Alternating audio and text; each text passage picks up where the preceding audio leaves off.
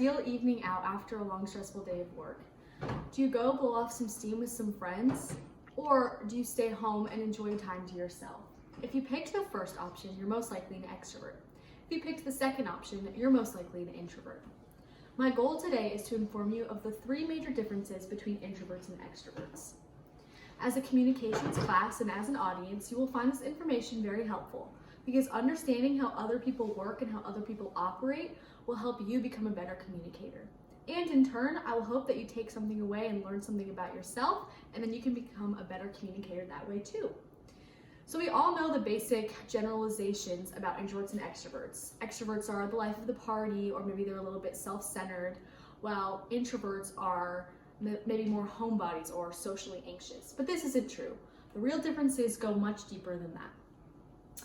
So the 3 major differences between introverts and extroverts are how they recharge, how they interact with others, and how they interact with themselves.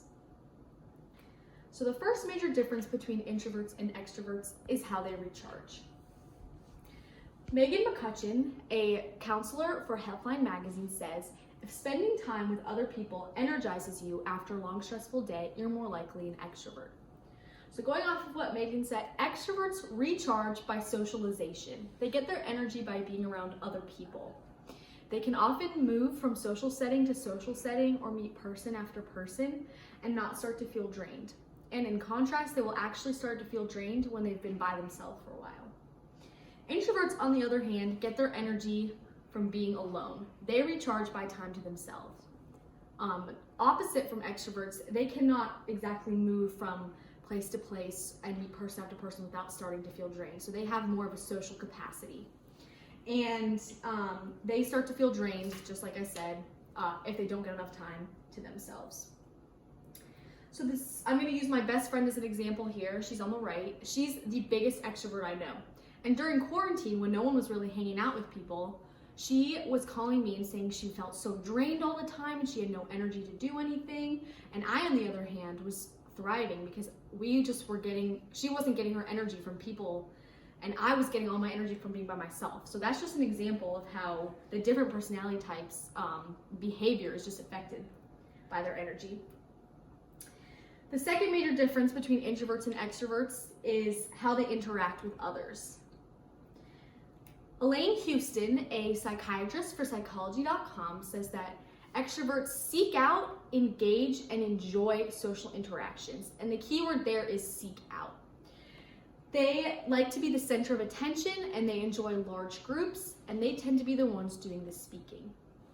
Introverts, on the other hand, are a little bit more introspective. So going back to that word, seek out. They don't necessarily seek out interactions the way extroverts would, but that doesn't mean they're socially anxious. They actually just prefer one-to-one conversation.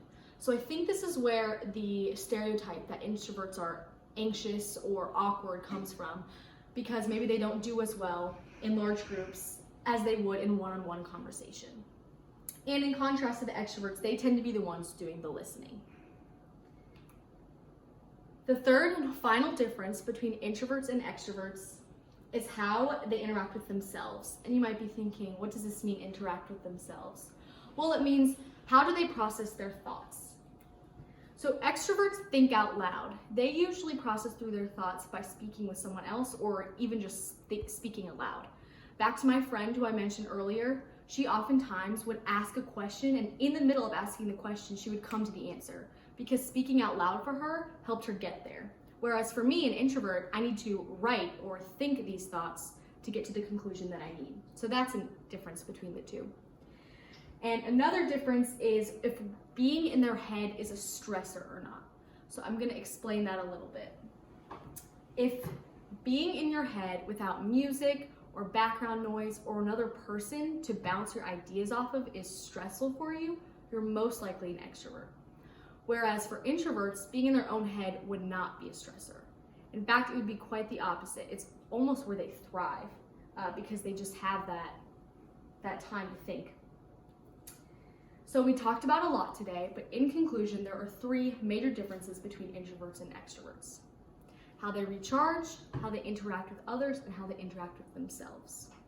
So extroverts, we learned, recharge by being around other people, and introverts recharge by being by themselves.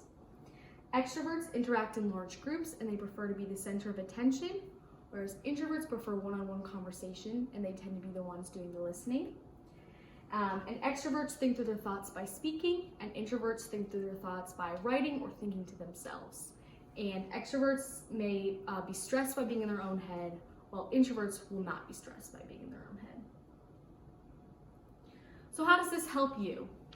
Well, maybe you're an extrovert, maybe you're an introvert, maybe you're neither, or you're somewhere in the middle.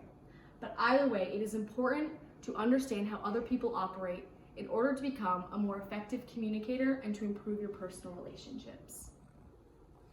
Thank you.